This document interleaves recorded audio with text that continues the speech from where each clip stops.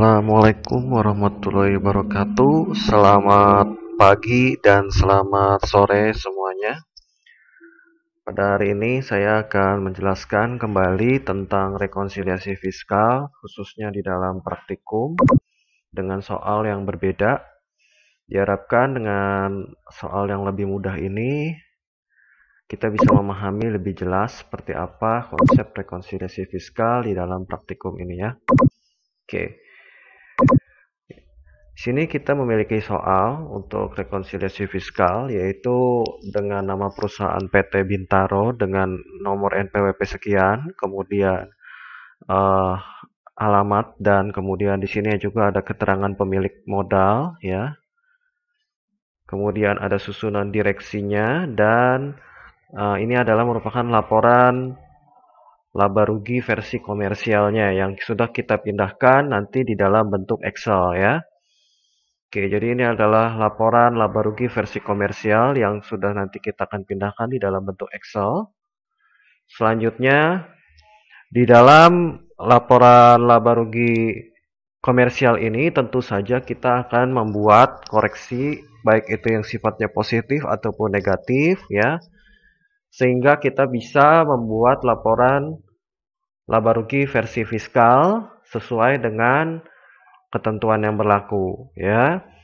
Nah, di sini kita akan melihat bagaimana prosedurnya dan prosesnya step by step ya untuk kita melakukan rekonsiliasi fiskal ini ya. Nah, kita akan coba rinci dari item per item ya. Nah, mohon diperhatikan baik-baik ya. Oke. Di sini kita lihat yang pertama di dalam biaya gaji ya. Sini ya. Terdapat biaya fasilitas menempati fasilitas apartemen yang dinikmati oleh direktur. Oke. Ya, jadi di dalam biaya fasilitas terdapat biaya pribadi ya yang berupa adalah fasilitas apartemen yang dinikmati direktur yang dibayar oleh perusahaan sebesar 4.800.000. Nah, jadi di sini artinya ada kepentingan yang bukan kepentingan dinas atau kepentingan yang bukan dalam rangka kepentingan pekerjaan atau yang sifatnya digunakan untuk kepentingan pribadi.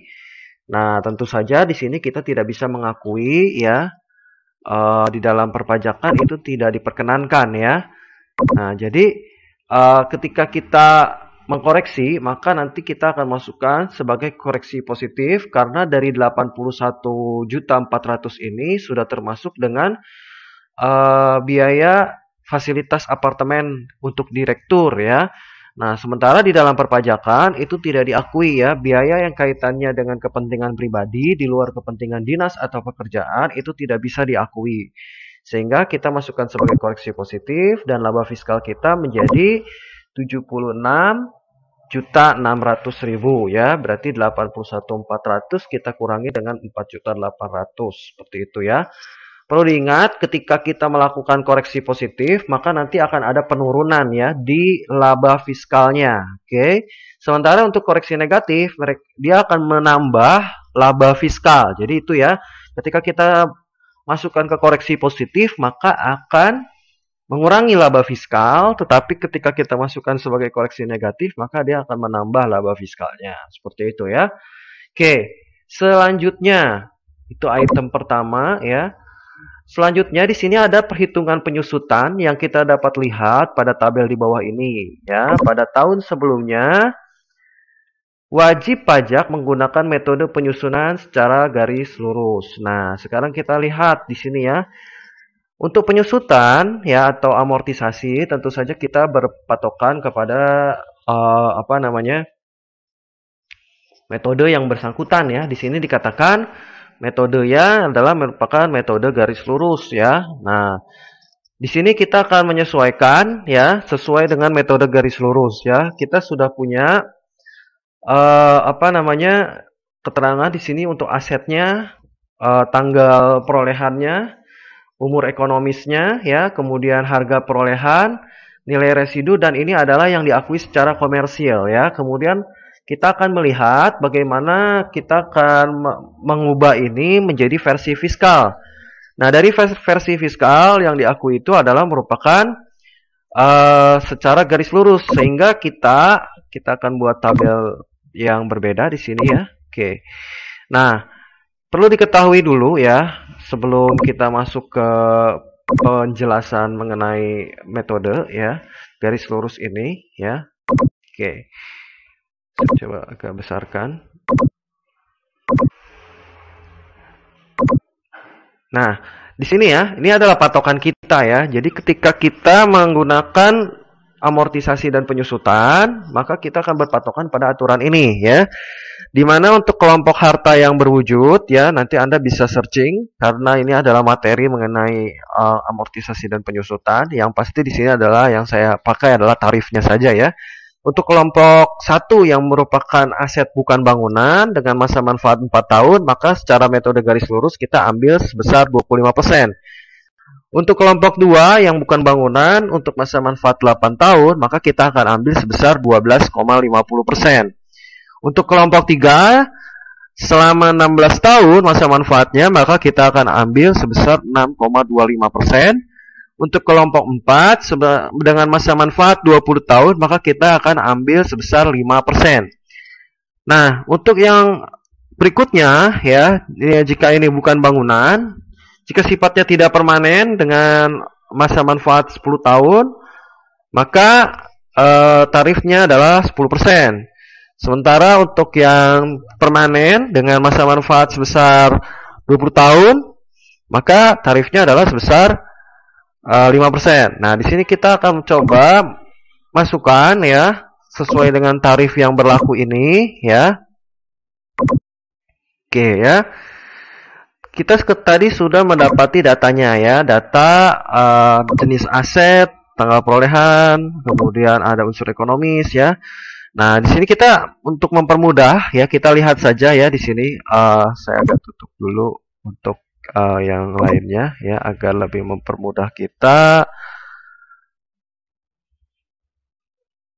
dalam menghitung penyusutan ya. Secara fiskal ya. Nah, secara fiskal itu yang kita perlukan informasinya adalah harga perolehan. Karena tadi kita ambil semua tarif-tarif ini adalah dari harga perolehan. Jadi kita tidak lihat yang secara komersil, tetapi kita lihat yang secara fiskal ya. Nah, untuk gedung dengan masa manfaat sebesar 25 tahun ya. Nah, di sini kita sekitar 20 tahun ya, dengan masa manfaat 20 tahun atau lebih, dan sifatnya memang permanen ya, dengan harga perolehan 1.900.000.000, maka kita akan kalikan tarifnya sebesar 5% ya, di sini ya, tarifnya sebesar 5%. Selanjutnya untuk kendaraan di sini ya, dengan masa manfaat sebesar 10 tahun, maka kita akan masukkan, karena dia bukan tergolong ke dalam ini ya, bangunan ya, maka kita masukkan sebagai 12,50% ya, 12,50%. Oke ya, dengan masa manfaat 8 tahun ya ke atas sampai dengan 16 tahun ya nanti. Nah, kemudian untuk mesin ya, untuk mesin di sini kita bisa lihat dengan masa manfaat 8 tahun pun kita masih bisa masukkan sebagai 12,5% tarifnya. Kemudian untuk peralatan dengan masa manfaat hanya 5 tahun ya, maka kita akan kalikan di sini bukan bangunan ya, berarti terkait dengan kendaraan, mesin, peralatan, inventaris di sini adalah kaitannya bukan bangunan. Sementara yang ini adalah bangunan ya, maaf. Nanti saya akan rubah di sini. Oke. Masa manfaatnya 5 tahun, maka kita mendapati 22.500.000, dan untuk inventaris dengan masa manfaat sekitar 4 tahun sampai 8 tahun ya, itu nanti kita akan masukkan juga sebagai 25%. Maka kita akan totalkan ya semuanya. Nah, dari yang versi komersil tadi ya. Nah, dari versi komersil dia mendapati beban penyusutan atau amortisasinya ini adalah sebesar 150.400.000. Sementara dari versi fiskal di sini kita melihat ada kenaikan ya, yaitu sebesar 205. Sehingga nah, di sini ada selisih yang menyebabkan laba fiskal meningkat. Nah, ketika laba fiskal meningkat, maka kita akan masukkan itu sebagai koreksi negatif, ya, koreksi fiskal negatif. Koreksi fiskal negatif sebesar 54.600.000, sehingga pada laporan keuangannya di sini kita lihat ya untuk yang beban penyusutan. Nah, ya. Oke, di sini kita lihat untuk yang beban penyusutan. Nah, kita akan ada koreksi sebesar 54.600.000 pada koreksi negatif, sehingga itu akan melaba fiskal sebesar 205 juta ya. Jadi ini sinkron ya, sesuai dengan yang sudah kita hitung. Seperti itu untuk menghitung penyusutan. Oke. Ya. Untuk selanjutnya, item yang ketiga, di sini kita lihat ya. Nah, di dalam biaya perjalanan terdapat biaya tiket ke luar negeri atas nama istri dan anak dari Bapak Herman. Bapak Herman ini adalah merupakan salah satu komisaris ya.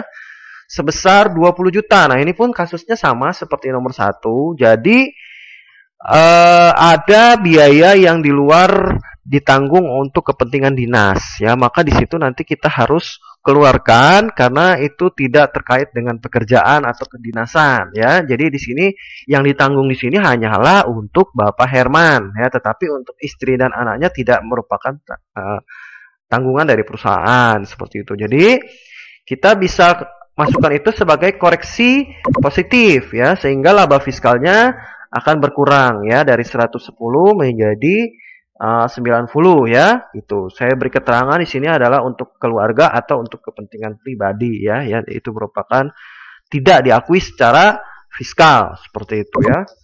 Oke, kemudian selanjutnya beban gaji staf ADM yang tidak ada buktinya sebesar 7 juta. Nah, di dalam perpajakan ya, kita hanya mengakui setiap apapun itu yang memiliki bukti atau yang memiliki realisasi seperti itu ya, sehingga ketika suatu biaya atau beban atau apapun itu tidak memiliki bukti, maka itu tidak bisa kita anggap sebagai terakui secara fiskal seperti itu. Maka di sini kita akan koreksi secara positif ya, kita akan koreksi secara positif senilai 7 juta. Maka itu akan mengurangi laba fiskalnya ya dari 80.200.000 menjadi 73.200.000 seperti itu ya. Oke, selanjutnya beban rekreasi karyawan adalah jalan-jalan ke Taman Impian Jaya Ancol. Nah, di sini kita lihat dulu ya kasusnya, karena di sini kaitannya untuk beban rekreasi karyawan ya. Nah, di sini adalah merupakan seluruh ya, jadi rekreasinya ini adalah rekreasi untuk seluruh perusahaan. Nah, ini sifatnya adalah natura atau fasilitas yang diberikan oleh perusahaan. Nah, di situ dia bisa ditanggung ya, atau maksudnya bisa direkonsiliasi ya, bisa dikreditkan seperti itu ya, sehingga diakui secara fiskal pun ya bisa dikreditkan, sehingga kita masukkan sebagai koreksi positif. Jadi senilai 12 juta itu sebetulnya kita tidak bisa kita akui sebagai PPh ya, karena memang kita sudah melakukan secara massal ya, artinya secara massal itu adalah seluruhnya untuk karyawan gitu ya, terkecuali kalau hanya untuk kepentingan pribadi seperti tadi, itu tidak bisa kita anggap itu sebagai elemen daripada PPh seperti itu ya. Untuk selanjutnya, kita lihat kembali ya di sini. Di dalam beban ADM lain terdapat biaya sumbangan kepada panti asuhan. Nah, di sini kita lihat. Nah, ini pun sama ya, kita tidak bisa kenakan karena ini adalah merupakan bentuk sumbangan kepada panti asuhan ya. Oke, nanti kita akan lihat ketentuannya ya. Untuk yang ya di sini sudah saya berikan ada footnote ya. Khususnya untuk sumbangan ya, sumbangan apa saja yang bisa terkena ya. Biaya sumbangan yang bisa dikategorikan sebagai biaya yaitu sumbangan untuk bencana, litbang, fasilitas pembinaan, pendidikan, pengembangan infrastruktur ya. Jadi kalau ini kita masih dikatakan kita tidak bisa kita kategorikan sebagai yang include di PPh ya. Jadi kita masukkan ini sebagai koreksi positif ya, sebagai koreksi positif sebesar 2 juta sehingga hasilnya adalah menjadi 1.340.000 ya. Berikutnya di dalam pendapatan sewa terdapat sewa bangunan dengan nilai net sebesar 20 juta. Nah, kaitannya di sini adalah dengan pendapatan dan beban lain-lain ya. Jadi artinya pendapatan dan beban di luar usaha pokok ya, atau di luar kegiatan operasional seperti itu ya. Nah, di sini di dalam pendapatan sewa kita lihat ada ya, sewa bangunan. Di dalamnya ada terdapat sewa bangunan itu sendiri yang senilai 20 juta. Maka itu tidak bisa kita masukkan sebagai koreksi positif ya, karena itu akan menambah ya, kita akan menambah menjadi ya ini ya sebesar sekian ya, 70 juta. Kemudian kita masukkan sebagai koreksi negatif ya, sebesar 50.820 ya. Sorry, sebentar ya. Ini sebetulnya, nah ini seperti ini ya. Ya, 50.820 itu kita masukkan di koreksi fiskal. Oke. Koreksi fiskal negatif ya. Nah, itu tadi adalah merupakan pendapatan sewa ya. Nah, kemudian di sini ada keterangan lagi item yang lainnya, yaitu pendapatan bunga berasal dari bank dan merupakan nilai bersih setelah PPh.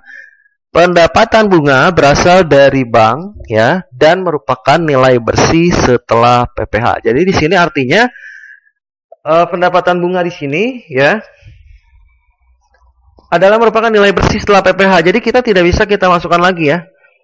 Oke, tidak bisa kita masukkan lagi, berarti itu sebagai koreksi negatif ya. Karena itu sudah final ya, yang kita sebut sebagai penghasilan yang sudah dipotong secara final.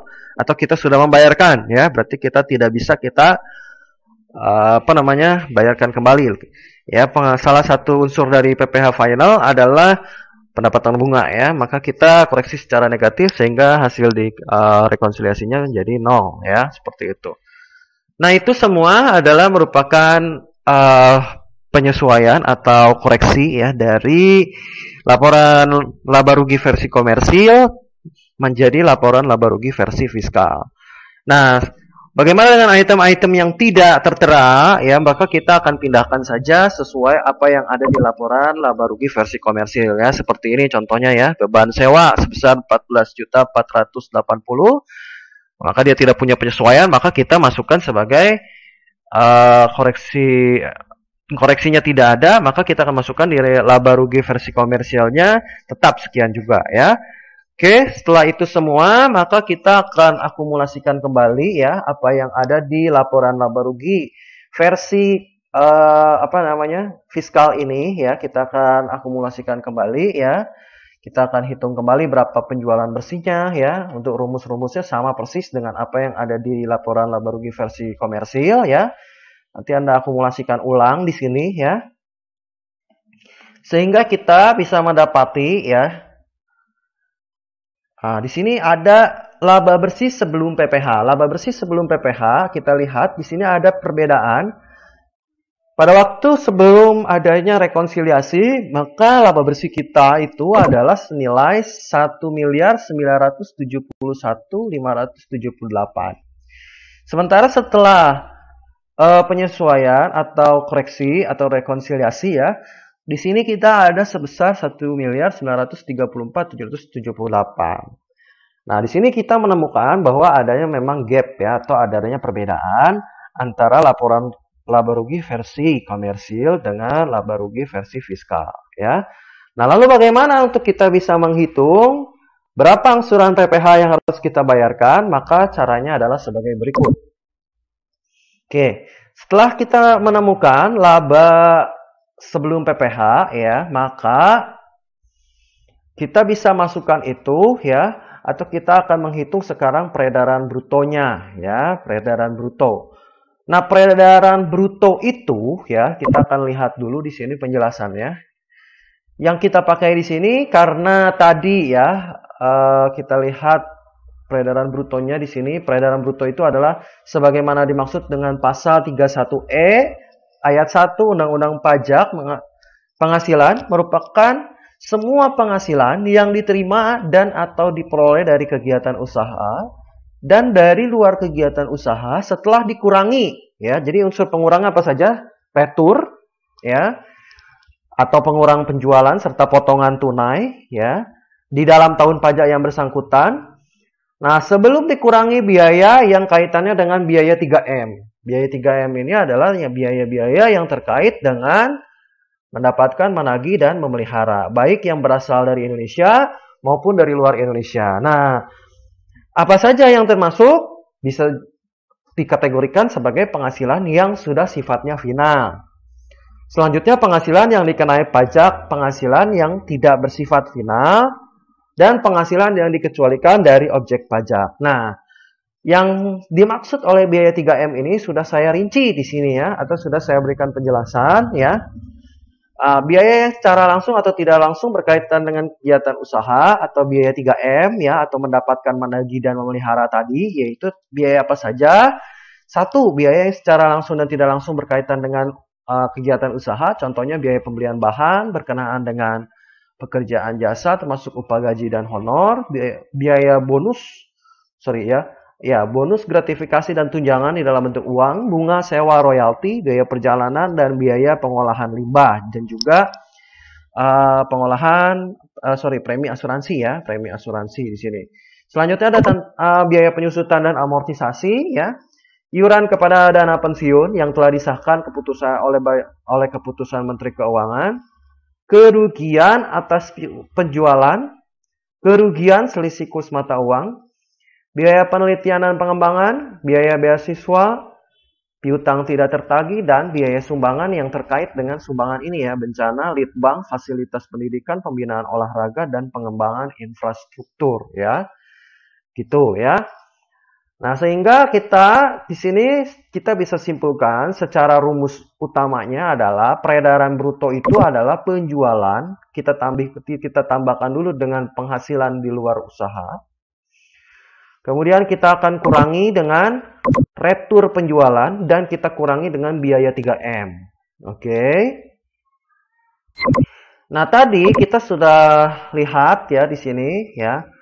Maka kita sudah dapati kita bisa lihat ya, berarti apa yang harus kita jumlahkan. Pertama adalah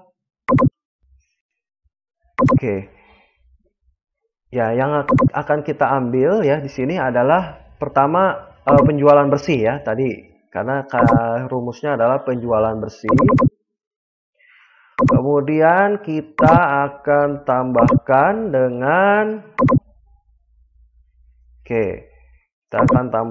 dengan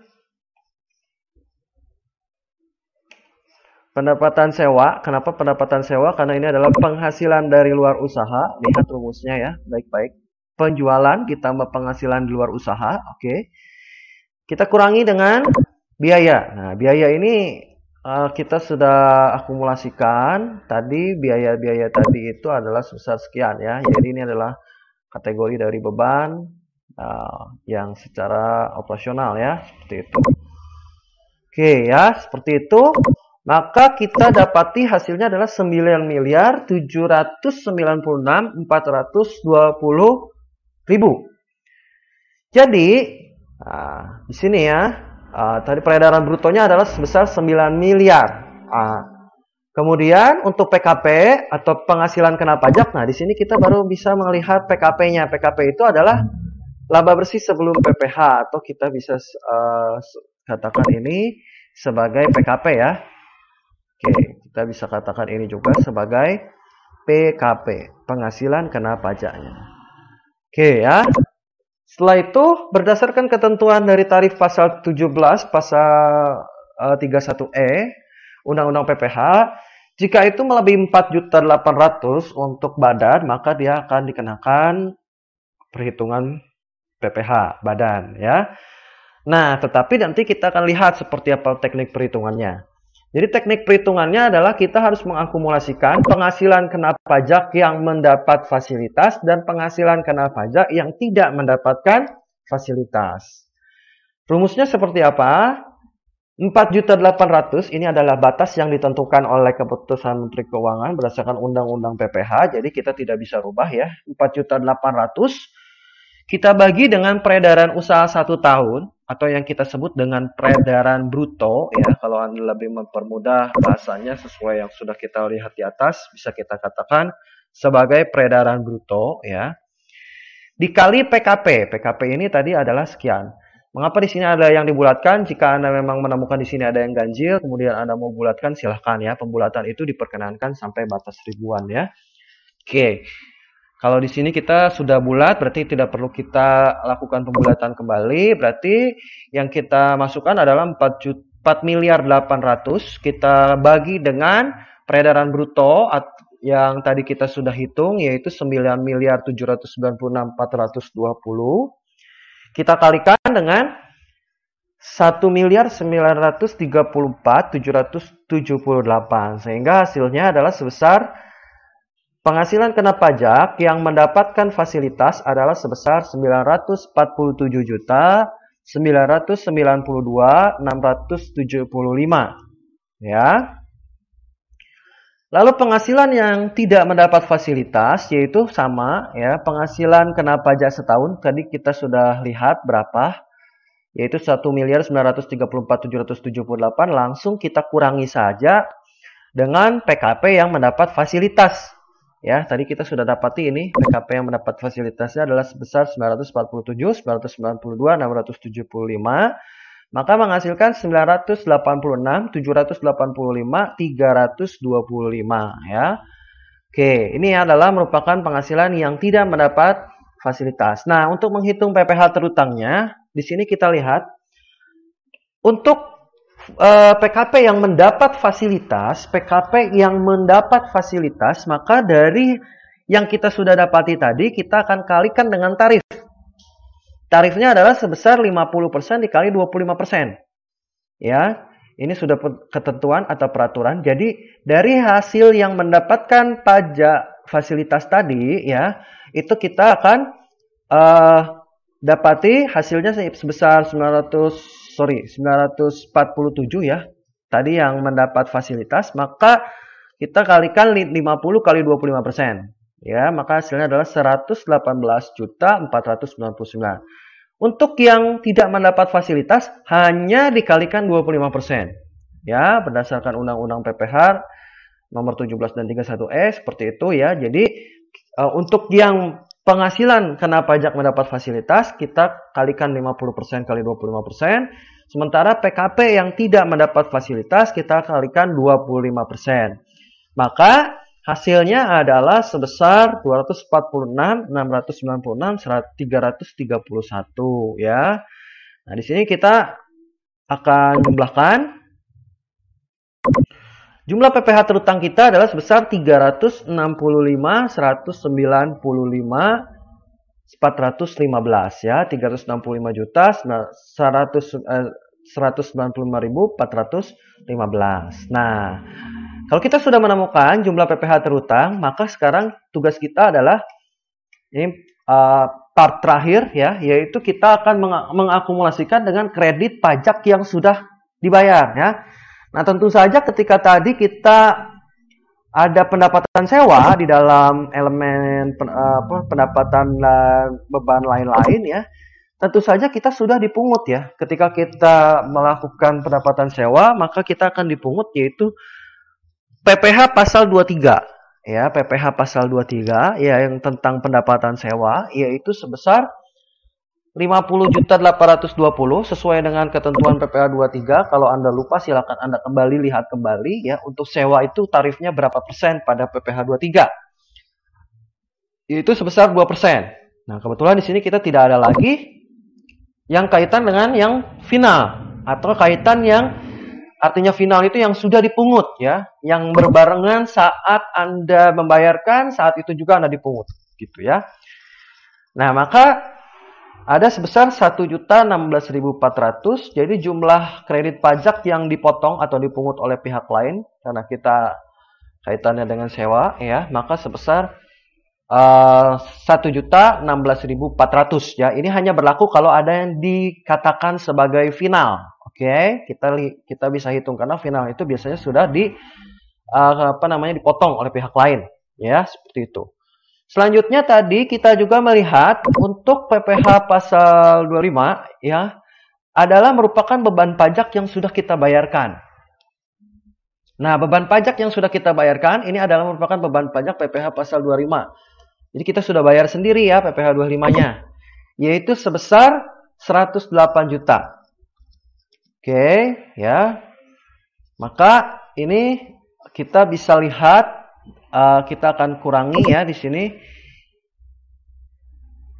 Ya, kita akan kurangi antara yang kredit pajak itu yang dipotong atau dipungut oleh pihak lain dengan yang disetorkan sendiri. Hasilnya adalah 256.179.15 rupiah. Ini adalah merupakan PPh kurang bayar. Kenapa kurang bayar? Karena di sini masih ada kelebihan. Kecuali kalau di sini negatif, maka itu berarti kita ada statusnya lebih bayar ya. Nah, PPh kurang bayar ini adalah merupakan PPh. Baik, sekarang untuk angsuran PPh pasal 25 tahun 2019 ya. Di sini kita hanya tinggal memasukkan apa yang tadi jumlah PPh terutang yang dikurangi dengan kredit pajak. Nah, ini yang kita masukkan sebagai PPh 25 yang kita akan bayarkan ya. Nah, untuk mencari berapa PPh 25 per bulannya, ya kita tinggal membaginya dibagi 12 ya. Nah, jadi PPh 25 angsuran per bulannya adalah sebesar 30.348.251 ya. Kalau yang ini tidak kita masukkan lagi ke dalam perhitungan karena yang 108 ini sudah masuk ke dalam perhitungan di beban pajak yang sebelumnya ya. Nah, jadi seperti itu ya langkah-langkahnya. Yang pertama kita menentukan dahulu seperti apa koreksinya, apakah positif negatif. Kemudian kita menyesuaikannya di dalam koreksi fiskal menjadi laporan laba rugi fiskal. Nah, sampai kita mendapatkan PKP atau laba bersih sebelum PPh ya. Nah, setelah itu setelah dapat baru nanti kita akan menghitung peredaran brutonya ya, peredaran bruto dan kemudian penghasilan kena pajak yang mendapat fasilitas dengan rumusnya 4.800.000.000 per peredaran usaha bruto atau peredaran usaha setahun ya dikali PKP gitu. Atau dan juga kita bisa menggunakan penghasilan kena pajak yang tidak mendapat fasilitas ya dengan rumusnya yaitu tadi ya PKP kita kurangi dengan PKP yang mendapat fasilitas ya. Nah, lalu langkah selanjutnya kita tinggal memasukkan itu ke dalam tarif PPh terutang. Kalau yang mendapat fasilitas yaitu dikalikan 50% dan 25%. Kalau yang tidak mendapat fasilitas hanya dikalikan 25%. Jika ada kredit pajak atau yang sudah dipungut oleh pihak lain, maka kita kurangi ya sehingga itu menjadi total PPh yang harus kita bayarkan ya. Total PPh yang harus kita bayarkan itu sebesar sekian dan kita bagi 12 untuk mencari angsuran PPh 25 per bulannya. Baik, seperti itu ya langkah-langkah untuk kita membuat rekonsiliasi fiskal. Mohon diulang dan dipelajari dahulu recordingnya supaya bisa lebih dipahami. Kemudian nanti silahkan kerjakan tugas yang terlampir dan diharapkan untuk bisa lebih mandiri dalam mengerjakan, bisa memahami dulu baik dari segi Excel ini, Excel form, PPT-nya ataupun materi soalnya ya yang dalam bentuk Word. Sekian penyampaian materi dari saya hari ini. Terima kasih banyak. Assalamualaikum warahmatullahi wabarakatuh.